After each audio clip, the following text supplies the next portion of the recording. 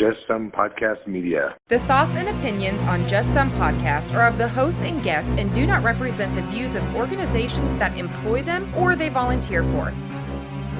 They are also not responsible for spontaneous black holes or nuclear wars that may occur. You have been warned.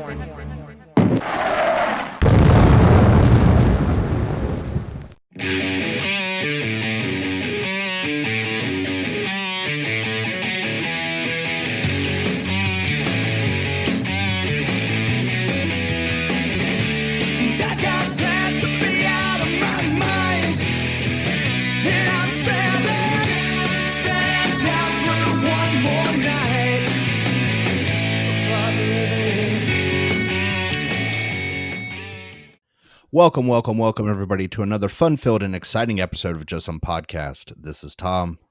Hey, this is Ben. Tom, how you doing, man?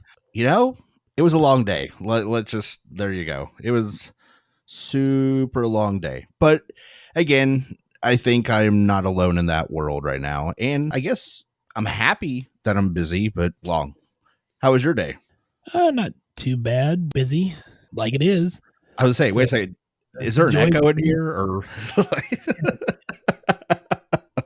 my entire life I've strived to be like Tom, and it's finally happened. So, well, you have a lot to live down to, because I'm telling you, it just gets worse from here. So, at least we have that going for us. But Ben, I am super excited for this evening's episode because we have a very special guest. If you want to do the honors. Well, sure. Let's welcome Dr. Brent Lacey to the show. Brent, how are you, man? I am really great. Thank you so much for having me. I appreciate the opportunity to come and talk to you guys. Well, we appreciate you being here. Do you want to kind of fill us in on kind of your background a little bit? Yeah, sure. So I'm a full-time gastroenterologist. I was in the Navy for about 15 years and just got out last summer and joined a private practice group back in my hometown of Dallas. And so I've been moving from a government position to now private practice, which has been quite the transition, but very, very enjoyable. And I write a blog and produce a podcast called The Scope of Practice because I realized when I got out of fellowship that by and large physicians, and I think this extends reasonably to NPs and PAs as well, we come out of training really well qualified to do our craft, really good at the practice of medicine, and pretty lousy when it comes to things like personal finance management and running a business, managing a team, being a leader. Those are just not skills that are taught in hardly any training program. And I really felt like that was bad and in need of fixing. And so I started the Scope of Practice to teach people how to manage their business more successfully and master their personal finances. And so that's what I do now, in addition to running a full-time practice. Well, I would agree wholeheartedly that I don't think that that's enough of an education that we get. And so I think that is a service that is greatly needed and hopefully is well appreciated. Yeah, well, it's amazing how many people are farther behind than they really think they are and how easy it is to come out of it if you just decide to sit down and make a plan. I mean, when I'm doing my one-on-one coaching with physicians or medical students or PA students or whatever, one of the things that I feel like is fairly common to people is that they have this sense of hopelessness or despair or just a sense of overwhelm, just looking at the amount of personal debt they have, trying to figure out, well, what practice am I going to join? How do I make sure that I'm in the right place? And how do I make sure that I'm getting paid what I'm worth and that sort of thing? And sometimes just having someone sit down and walk them through a plan step by step and say, okay, first you need to do this, then you need to make sure that you're getting this in line. And just giving people a plan is really helpful. And so that's one of the things that's really, I think, very useful and certainly definitely needed. And like you pointed out, it's not something we get a lot of training on. As a matter of fact, that's a point Ben has brought up, and we've actually done some minor episodes on just stuff like contract negotiations or stuff like you need to be aware of when you're starting out as an NP, because like you just said, it's not something we get trained on. So we come out of NP school with our training and what we want to do, and nobody has told us anything about how to get started. So yeah, I think that's a really valuable service, and I'm glad there are people out there willing to help the other healthcare professionals, because otherwise I think there'd be a lot of spinning wheels. Yeah, and there's always going to be a lot of spinning wheels. I mean, I got started on doing all this stuff actually teaching financial management classes at my church and working with all kinds of people from various income ranges. I mean, widows on Social Security making $13,000 a year and change, and all the way up to physicians making several $100,000 a year. And one of the things that's very interesting to observe is that everybody does the same basic dumb mistakes, and we just tend to do it with more zeros on the end of it.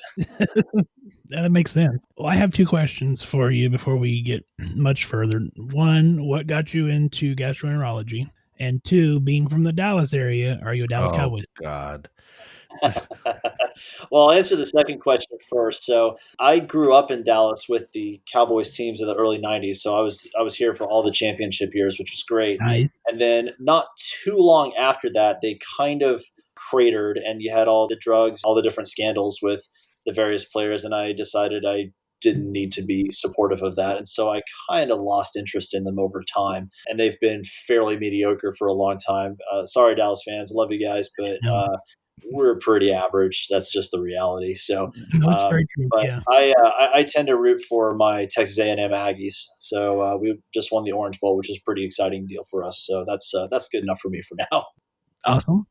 So just so you know, sir, when you said you were there for all the championship years, I literally saw some drool come out of Ben's mouth because he is a diehard Cowboys fan, and he was so excited when you said that. And you know, he's my best friend, so he likes the Cowboys. I'm a Browns guy, but I'm like, hey, you know, like I try to watch the Cowboys, but yeah, I got to go with your completely accurate assessment, sir, of just how mediocre I think the Cowboys are. I just want to reinforce that to Ben.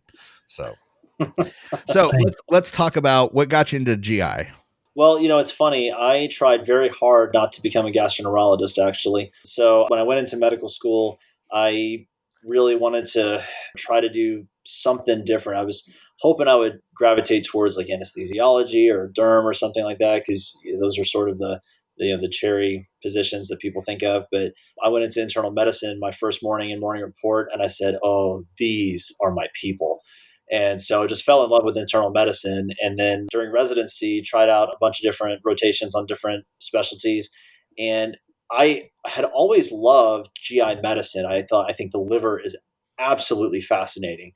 And I could just pontificate on the liver for hours on end. And then I thought seriously about hematology oncology, but found that it was just too cookbook for me. It was, at least for me personally, I just felt like it was the kind of thing that if someone comes in with this stage of this kind of cancer, they get this many rounds of chemo, this many rounds of radiation. It just wasn't as interesting. And GI was so variable and so nuanced. It was just something different all the time. And I really enjoyed that. Plus, I really enjoyed the opportunity to work with my hands and do procedures and actually get to deliver some therapeutics. I really find that gratifying, and I enjoy that. So it ended up just being a very natural fit for me. Well, it's interesting you mentioned the cancer aspect because it hasn't come out yet, but we just interviewed a person that is currently got cholangiocarcinoma, and she is in the midst of the battle as we speak with it. So big shout out to everybody in GI that is helping her, and we wish Christina the best in trying to fight through this. So thank you very much for everything you do. Yeah, and I will definitely add her to my prayer list. That is a really devastating kind of cancer, unfortunately. So I certainly hope she makes it. Thank you. I know she's doing everything she can because she happens to be a personal friend of the family as well. So I get the text messages every day. So, but I will let her know. And again, thank you. And thank you for again pointing out just how average the Cowboys are, sir.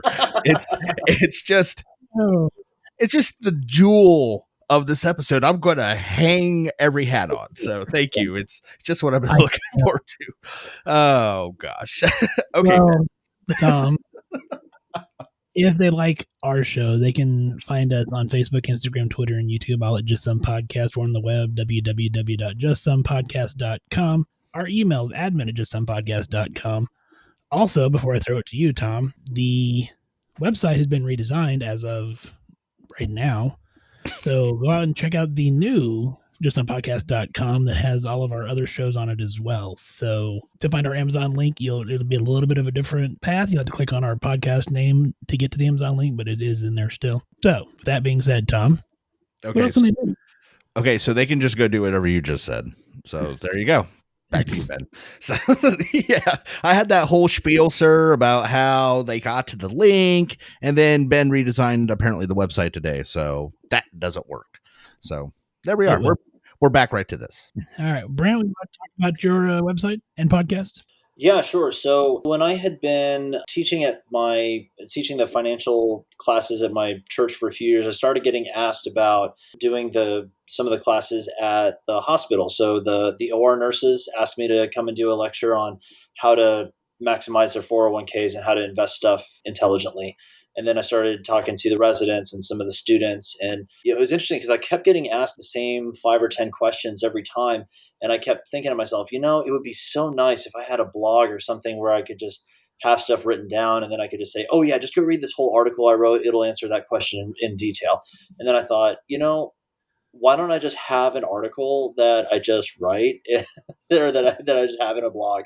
And so I decided to just do that. And so I put the blog together about 15 months ago, and with the first 30 articles or so on various financial management topics and personal development, leadership, business management skills, and just been adding to it from there. Then about 6 months later, decided, I really would love to have more long form conversations with people. And I'd really gotten into podcasting, just listening to podcasts, and decided that would be a great opportunity because, I just kind of a natural talker.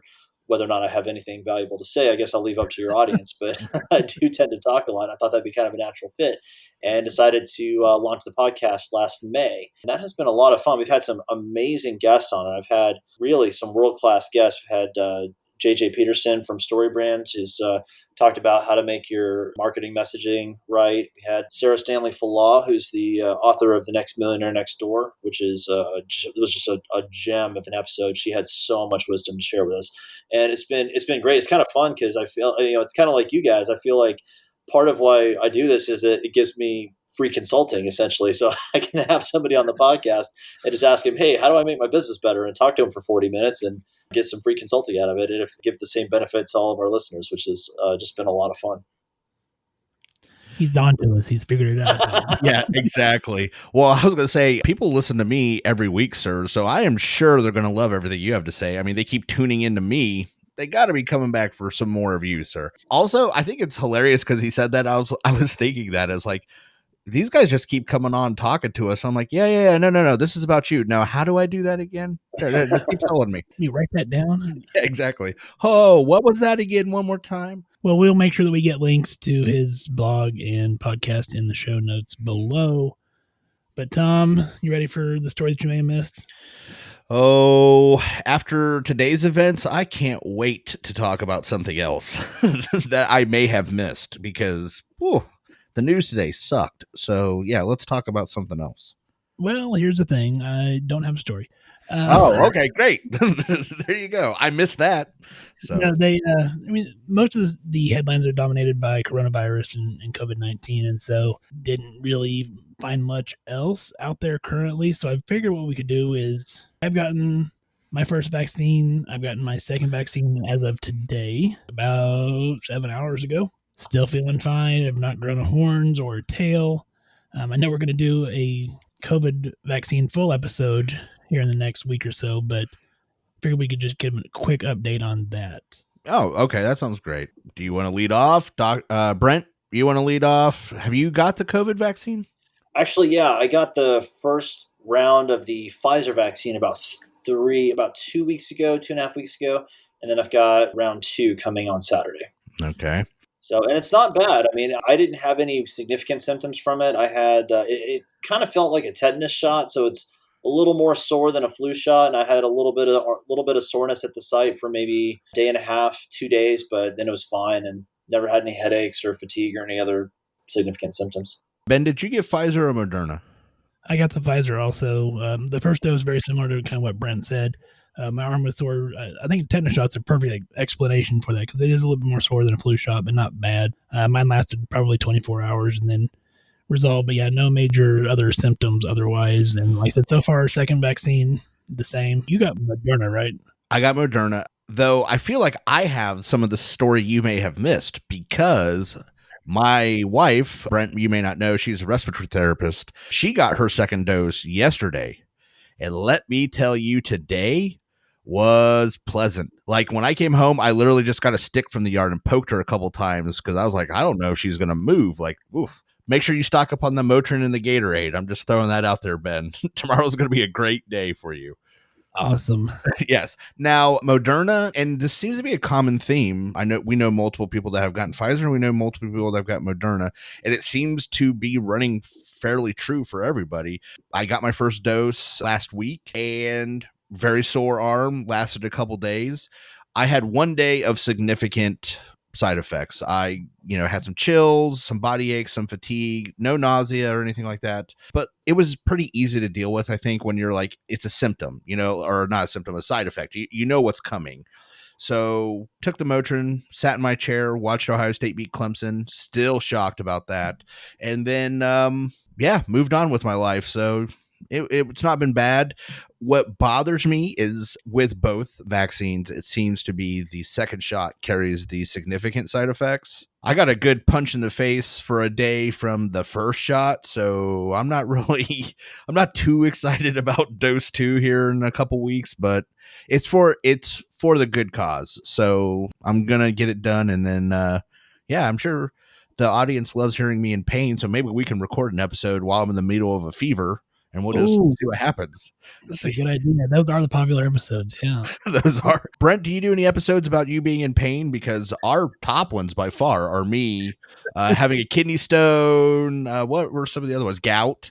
Yeah, we talked about having gout. Yeah, really racked up the listeners. No, I have not had an opportunity to do that, but I hadn't really considered that as a marketing strategy. So I'm going to have to give that a shot. So maybe go break a toe and see what happens. I will gladly lend you Tom and his pain if you need. You just let me know. Yeah, you just let me know what you need, sir. You need someone to come and talk about that one time they got gastroenteritis. I'll come on and we'll just rap about that for a little while because I can. I could spend some time just talking about. Oh yeah, and then you get real nauseous, and then we'll just go from there. But yeah, I think it's a pretty good segue, Ben, and we are going to do that episode coming up pretty soon. We're just giving a couple more days to make sure everyone gets in the questions they have about the vaccine. And then we'll give the best answers we possibly can and get hopefully some real good information out there for everybody. Nope, I think that's a great idea. And I think Pollyanna wants to be on with us during that one too. So we'll see. We will see. All right. Well, Brent, I think we've horsed around enough. Let's get into kind of why you're here and talking more to you. So, not only do you write your blog on the scope of practice and the financial aspects, but you write blogs elsewhere, correct? Yeah, I've been published in, a few dozen different places. There was one blog post in particular that probably got you some attention, maybe some wanted and unwanted attention, I'm going to speculate. And that would be about stopping the war on PAs and NPs on KevinMD. Yeah, so that was very interesting. Well, the thing that was so interesting about it, so it actually came out about almost a year ago today, as of the time of this recording. And the basic premise of the article was that I had been seeing on a number of forums, Facebook groups and things like that, of physician Facebook groups primarily, a lot of angst and a lot of ire, and frankly, a lot of really ugly and nasty comments about PAs and NPs talking about scope of practice and scope creep and things like that, and whether people are qualified and like who should get independent practice authority and that sort of thing. And I think you can have a reasonable and lively debate about where the scope of practice line should be drawn for everybody. And I think that there's some reasonable disagreements to be had. But what was bothering me is that everybody was just resorting to really mean things, name calling and disparaging of people's motives and of people's competency. And I just feel like that is detrimental to all of us because at the end of the day, we have to be about the business of taking care of our patients. And if we're deliberately undermining each other and saying that, well, those people are no good and those people are money grubbers and they just want, if everyone's just putting each other down, then our patients aren't going to trust any of us. And they're not going to come and get the care that they need because they're going to think that we're all just wrapped up in our own ego or our own politics. And so I wrote the article basically by way of just trying to say, okay, everybody, let's just try being nice to each other for a while, stop the war and let's just sit down and have some conversations and some healthy disagreements. And it drew inflowed fire from everywhere. I couldn't believe it. I had 200 comments within about 3 days. And most of them were from physicians going, you're such a sellout. I can't believe you'd write this. Of course, you'd say something like that because you're a gastroenterologist. You probably have all kinds of PAs working for you. Just really just snide, nasty comments. And it was fascinating. It was kind of funny because after a while, you just have to laugh. I mean, if nothing else, to keep from crying. But you just kind of have to laugh at the absurdity of it all. It's like, okay, you guys realize you're all proving my point here. It was very interesting. Well, was there anything, and I know you kind of gave the general, but was there any specific incident that like tripped this trigger and made you think something needs to be said? Like, was there anything that led up to it? Yeah, it's a great question. I don't think there was a specific incident. I think it was just more, it reached a tipping point after I had been seeing just the volume of negative comments on these Facebook groups and such. I just decided somebody's got to say something. It's going to have to come from a physician, because the PAs, the NPs, as unfortunately, if they try to stand up and defend themselves, it's just going to feed into the debate. So it's got to be a physician that's going to stand in the gap. And I decided that should be me, because I've been working with PAs and NPs for a decade, and they're fabulous. By and large, they're highly qualified and really outstanding caregivers. So I just felt like it was a stupid, unnecessary war that was going to result in negative patient care outcomes long term, and that someone needed to say something. But I think it was just more reaching a critical mass rather than a specific event. Well, I think that it's interesting, especially given the current political climate in the country, as of this recording anyway, that has gotten worse, I think, over the last year since you wrote that article. Very quickly, like you said, it turns into name calling on both sides. I'm not placing blame on either group. I mean, side's probably the best way to word that, because it's not like we're not legitimately at war, but ultimately, like you said, it's the patient care that's going to suffer if we can't find some common ground to work on. Yeah, 100%. And I think that is the ultimate failure that I think I hesitate to use the word sides, but if you will, both sides of that debate fall into the trap of thinking that it's an us versus them kind of a situation. And I think that's the wrong lens to view this through. I think the lens to view it through needs to be, what is the best way to deliver the highest quality care to the most patients that we can in the safest way possible? And if we both approach it from that standpoint, as opposed to you're trying to take away my job or you're trying to keep me down, if we stop thinking about it as being what's in it for me and what's in it for you, and start thinking instead of what's in it for our patients, I think that we'll be approaching it from a much better position. So I'm still relatively new as a provider. I've been a nurse for a while, but I'm new to the nurse practitioner role. And I guess I was just living in ignorant bliss. I had such a great relationship with all the physicians I've ever worked with. And I don't belong to any of those groups, obviously. I'm not a physician. So all of a sudden, when I would see comments, I'm like, what? They don't like us? I guess I felt ignorant to the fact that it happens, because like I said, me personally, all my interactions with physicians have been fruitful. They've turned out to be really great and learning for me. And I guess that's another thing. Ben and I are very much in the camp of, we believe in PAs, we believe in NPs, but we're not physicians. There is that line of where we all fall in our scope of practice and how we help the patient. So I guess that's another thing that struck me, is when I hear physicians say, or I read, I should say, physicians say, well, that dumb PA or that dumb NP, and they start to say stuff, and I'm like, I don't know any NPs I think we're physicians, I guess, is where I'm getting at. I'm like, who is he talking to or running into that are giving him these attitudes? So I guess I have never run into the situations, and now that I see it, I'm like, oh my God. So I'm glad there was a physician that was willing to stand up and say, hey, perhaps this isn't the best way to attack the problem.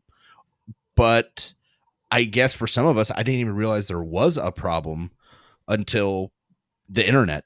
Yeah, Tom, I'm with you. I feel like I was blissfully ignorant for a long time. Like I said, I've been working with PAs and NPs since I was legitimately a medical student. I mean, forever now.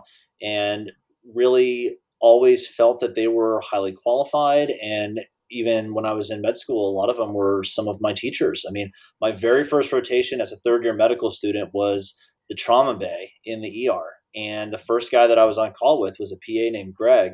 And that guy was a freaking rock star. He was so good. And he was a lot better than some of the surgery residents that I worked for. And I learned a lot from that guy. And so, yeah, eventually our training may surpass that, and that's fine. But I think there's really a valid role for everyone to play. And so I agree with you, Tom. I had really been largely ignorant. And so, because, I'm just the guy that I show up to work, I put my head down, I do my job, I try to get along with everybody, I try to help as many people as I can.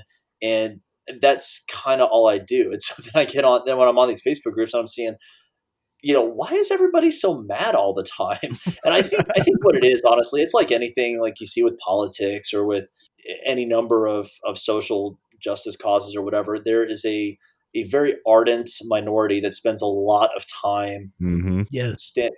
shouting and screaming, and sometimes legitimately, sometimes not. But I think it's a vocal minority rather than a majority. I would agree wholeheartedly. Sorry, Tom. No. I would agree wholeheartedly with you, and I think it's on both sides of the spectrum. And then you have the vast majority of us in the middle who are just going about our day and doing our jobs and not having issues with anybody. But you have, on both sides of the spectrum, though, you have the very vocal minority that are causing a lot of issues.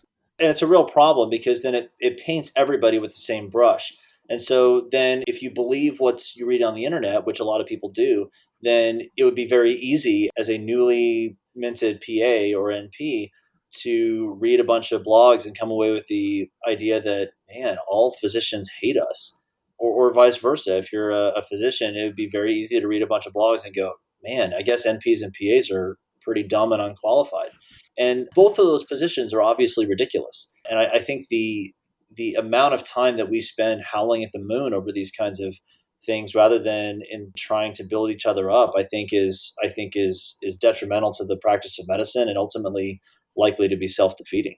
In reading your article, because like I said, I remember reading that before we even knew you were going to come on the show. Like when this came out, I was like, oh, I remember reading this. And when I was an ICU nurse in a trauma unit, I remember watching PAs and NPs teach medical students. I've been in the ER when the doctors are like, hey, can you show this student this?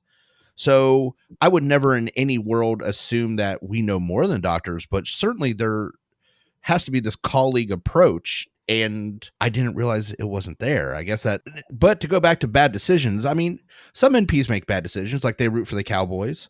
And then, I mean, our only thing we can hope, sir, is that we correct it. And that's what I would like to get out of this. Yeah, I think that's right, and you can't speak to the Cowboys necessarily, but I think that's right, and I would say that by and large, the NPs and the PAs that I've worked with historically, we've all had very collegial relationships, and I think that's the general baseline for people. I mean, none of us get into this business because we want to be mean to folks. We all want to help people. I mean, that's kind of our baseline. So I think as a general rule, people start off wanting to be collegial, but at some point along certain people's journey, I think they either have an experience or they build up a corpus of experiences that lead them to believe a certain thing, rightly or wrongly, that I think ends up coloring their worldview. And so what I had hoped to do with the article was try to redirect the discussion away from ire and angst and towards more healthy discussions about how can we actually serve our patients in the best way while building each other up rather than tearing each other down. It's amazing how much fire that drew, just suggesting that we should all be nice to each other for a change. Well, yeah, in today's climate. Yeah. Well, so where do you realistically see the relationship in the future of medicine between mid-levels and physicians? Versus where do you wish it would go? Like, do you think that they're the same thing, or do you see us going to the left and you want us to go to the right? Like, how do you foresee that coming? Yeah, it's a great question. And that's sort of the $1 million question. I would expect that it's going to evolve somewhat over time. I think that I'll say it this way. I'll talk about this in terms of organizational agendas. So what you'll see from some organizations like, say, the AMA, I think a position that is often taken, I think wrongly, is that PAs and NPs are underqualified to be independent providers. And I think that is too broad a brushstroke to paint. But I think from the other side, I think you'll see from some NP and PA organizations that all NPs and PAs are qualified to be independent practitioners and should be, because their training is equivalent to physicians. And I think that that is an overestimate of training qualifications as well. Wholeheartedly. But I don't think that means that there's no room for independent practice authority among qualified NPs and PAs. So here's the thing that always troubles me. Whenever you, and I think that we could take a lesson from this in society at large right now, is that when you judge people by their group identity rather than by their individual qualifications, you have committed a grave mistake, in my opinion, in judging them based on something other than what they are providing evidence for. So, for example, if I've got an NP who has been practicing in a physician's office for 20 years and rarely, if ever, seeks the opinion of a physician before committing to a treatment plan, and the physician always signs off on their plans as being valid, then that's a very qualified person. Why couldn't they practice independently? I think you can make a very well-reasoned argument for that. But does that mean that everybody who's coming straight out of NP or PA school is ready to go independent practice right off the bat? Absolutely not. No, I think that's rather foolhardy. I think there's a lot of development that's to be gained from working with strong mentors. It's the reason why physicians don't start practicing straight out of med school, why we have to go to residency and or fellowship for years on end, is because you get benefit from learning in an extended apprenticeship way from people who have gone before you. So I think that there is a middle ground, and I think that the organizations by and large are trying too hard for the extremes. And so I think that it would be a healthier idea that instead of fighting for the extreme wings of our own positions, that we search for that middle ground and try to figure out how do we deal with people on an individual level rather than as a group. I think this is something Ben, I, and several other NPs, because like you said, there are NPs that are fantastic. Like Jeff that has come on our show as a guest before. He is just a wizard when it comes to certain aspects of medicine, and I would hands down go to him for advice. On the other hand, there are people I can't agree with you enough. Like if somebody said right out of the gate, Tom, you don't need a physician, go just do whatever, I'd be like, you are insane. Like that is not going to happen. I know, and we've tried to discuss things, but again, like you said, there are these far right, far left spectrums that don't want the middle to work together, and I don't know why. I think there certainly could be something, and I don't know, we're not going to figure it out tonight on the show, but we've discussed things like maybe after so many years or hours of practice, you could maybe apply for independent, like, because like you said, and I have benefited from it, certainly for a mid-level, to work with a physician and say, hey, when they have a question, they come, they ask, they get a good response. It only makes us that much better. And I wish people would focus on trying to improve our care instead of just saying you don't get to practice without a physician, or I only want to practice without a physician. I don't think either of those poles really help us get anywhere or help the mid-levels in any way. Yeah, I think that's really right. And I think we make a mistake. Anytime you retreat to the extreme flank of a particular position, it's almost always a mistake. The answer is almost always in the middle ground, right? And what I'll tell you is that the big thing that I really want people to stop doing is impugning either the character or the competence of an entire group of people, because I think that is foolhardy in the extreme. I mean, I've worked, let's see, 4 or 5 PAs and that work in our office.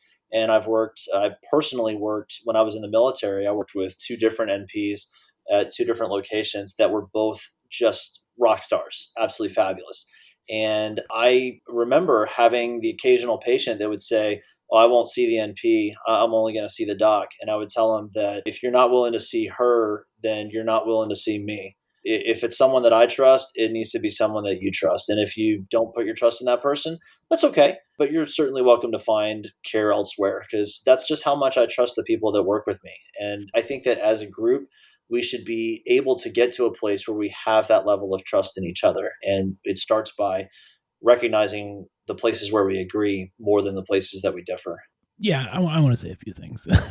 Number one, I think both, or I guess all 3 of the national organizations, whether so AMA, ANP, AA, APA, I think it is, I think they all kind of need to come out of their ivory tower, because they're the ones who are pushing that very similar to what you said, Brent, as far as they're the ones pushing both entities into each other. I mean, they're the ones that are kind of starting the war, and they're out on the very extremes that are kind of the ones that are causing it. So, I mean, I think they all kind of need to allow us to work together to come up with the way that everything is going to work. Secondly, I don't want PAs or NPs that are listening to this thinking, that we brought Brent on and we're not going to be a realist about the way that we feel as far as PAs and NPs as well. We've said it multiple times, like Tom said, at least 2,000 hours supervised prior to even considering independent practice.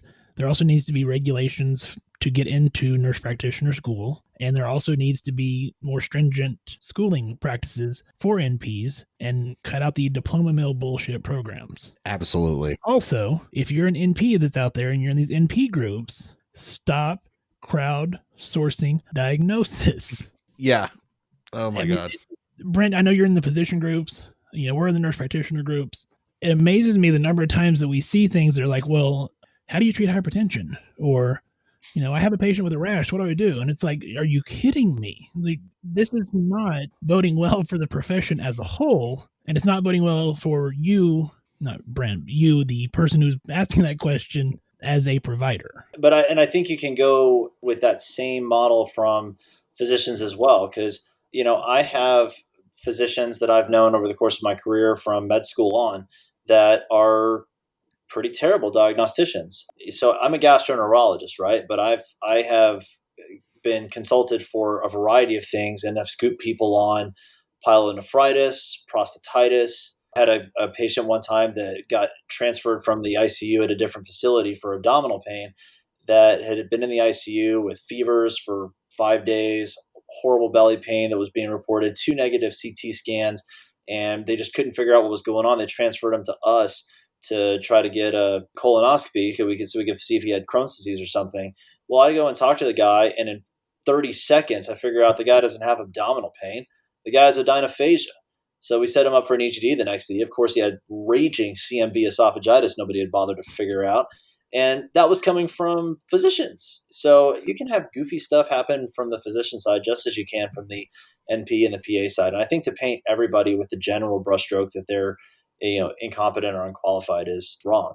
But you're certainly right about that, Ben, that there are a number of people both on the APP or the mid-level side or however you designate it or from the physician side that are simply at the bottom of the bell curve. And, to set policies based on those people is, I think, a mistake. But we do need to I think we need to be focused on the idea of bringing everybody up to the right level rather than trying to bring policy down to serve the lowest common denominator among all of us. And one last thing, I find it fascinating to talk to physicians that worked in the military as physicians. Do you feel that your time in the military as a Navy physician kind of shaded this? Like you said, you got to work with some NPs. I'm assuming it was in a military hospital. Do you feel like you got a different experience or that it helped maybe cast the mid-levels in a different light because you got that experience working with them in the military? So it's a great question. I think that there's probably some of that. But like I said, I had also worked with some NPs and PAs even in medical school. But recognize also that in the military, we have a selection bias towards people that tend to gravitate into a role where they are team-oriented and mission-driven rather than self-focused. And so that tends to lend itself to the idea of camaraderie and esprit de corps. And so a general approach to situations of trying to build each other up and work to help bring everybody in the team along rather than try to be the one who rises to the top and puts everybody down. So we tend to select out for people that are more likely to be collegial, more likely to be team oriented. So yeah, I do think that colored it some. But I will tell you, the entire time that I was in the military, I was moonlighting in civilian practices just to maintain certain emergency skills and that sort of thing.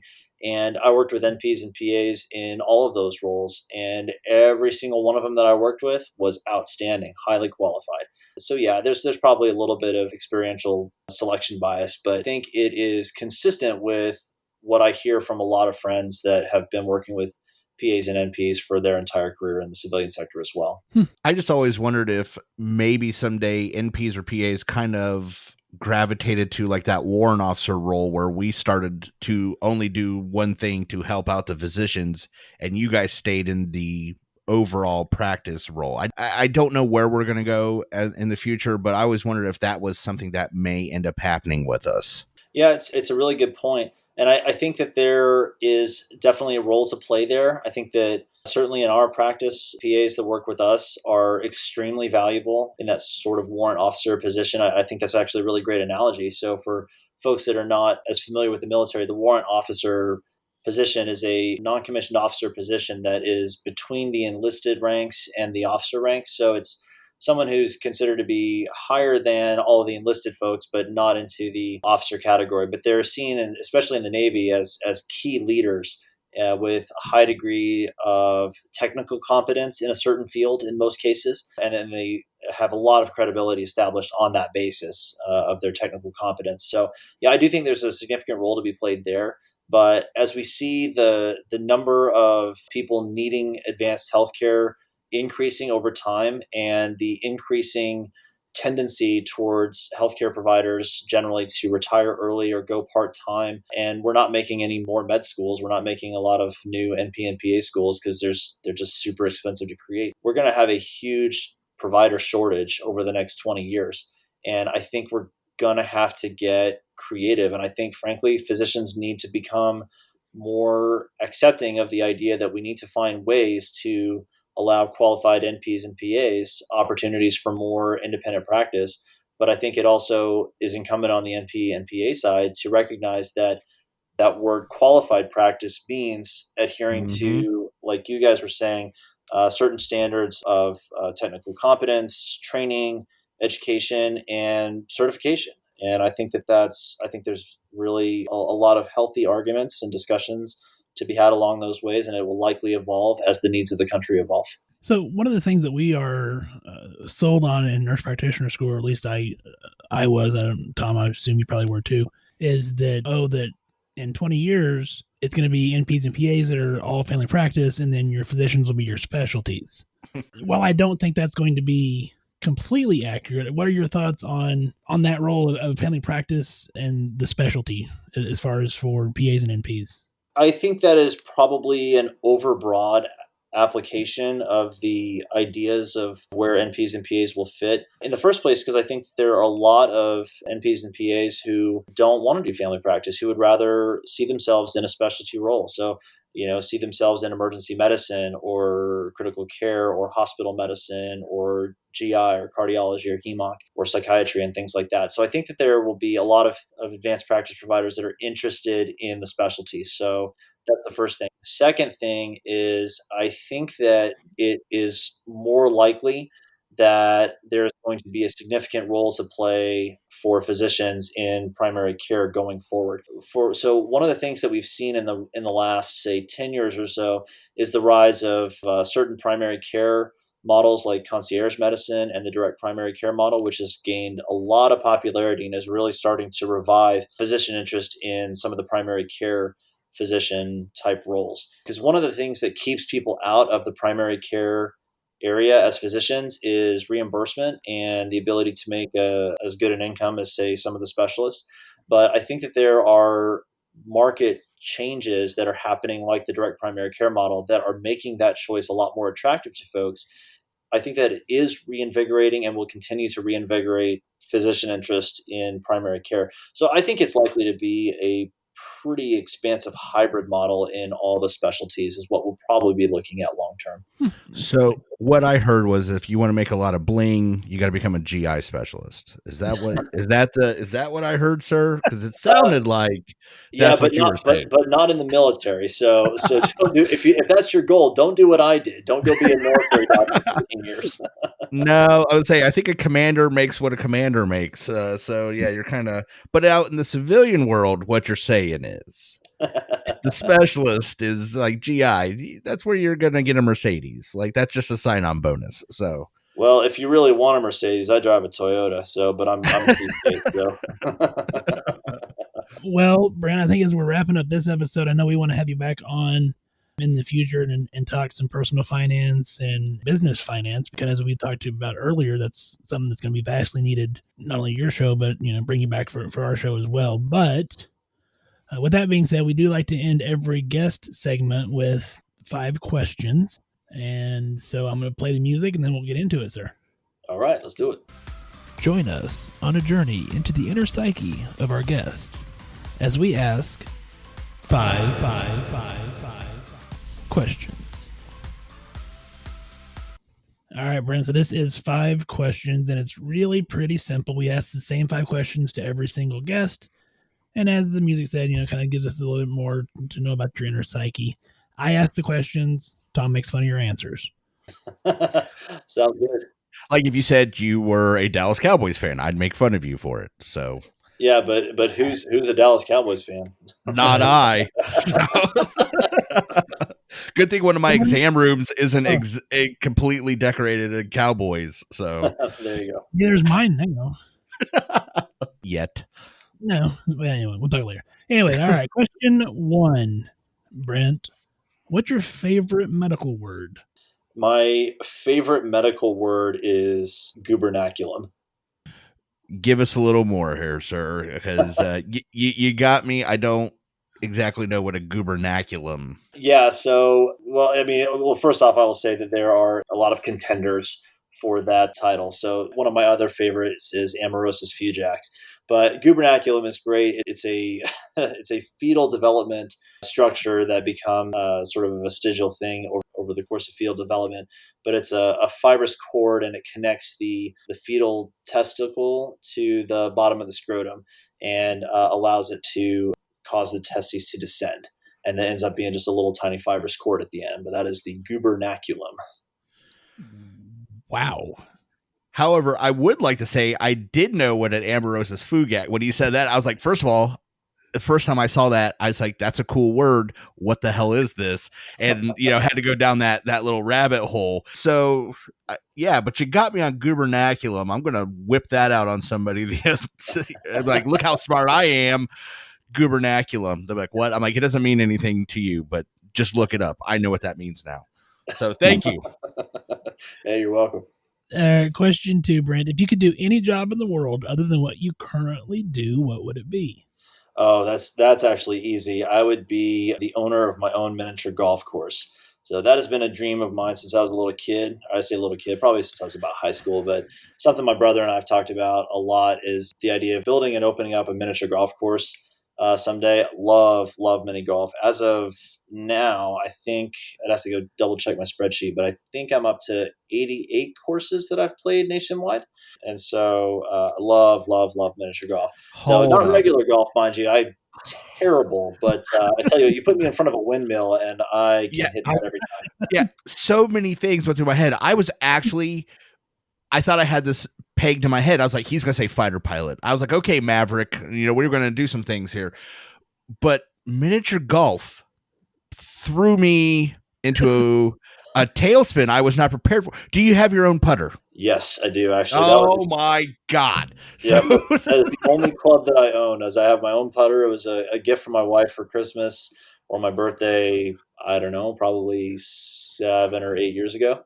So if you had your own mini golf course, are we talking like this is going to be like a basic mini golf course? Are we talking like a massive one with huge, like a Sphinx like that? Or yeah, what are we talking? It's going to be epic. Yeah, it's going to be something that belongs on the mini golf PGA tour. Oh, which, believe it or not, that is a thing. So there is a professional mini golf association. They have a Masters tournament every year and a U.S. Open tournament every year. They have a little mini yellow jacket for you.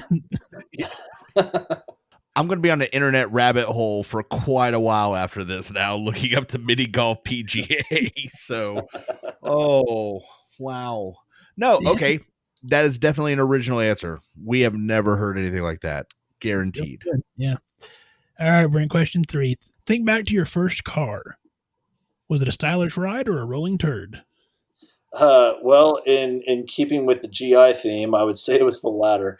So, yeah, so I really believe in paying cash for cars. I was taught that growing up. That was something my parents instilled in me, is the idea that that one of the fastest ways to kill your retirement dreams is to pay car payments your whole life. And so I saved up for about 5 years and finally bought my first car at the end of my sophomore year of college. So I had 2 years in college with no car, and I bought a Chevy Prism, and that was 4 cylinders of awesome. Oh, the Chevy Prism. I am aware of that vehicle. So would you say your wife started dating you because you had a Chevy Prism? So she knew me after the Chevy Prism. So I had Good call. I had upgraded to a Toyota Highlander by then, and so I think that's what Oh, there you that's go. what Yeah. worked for me.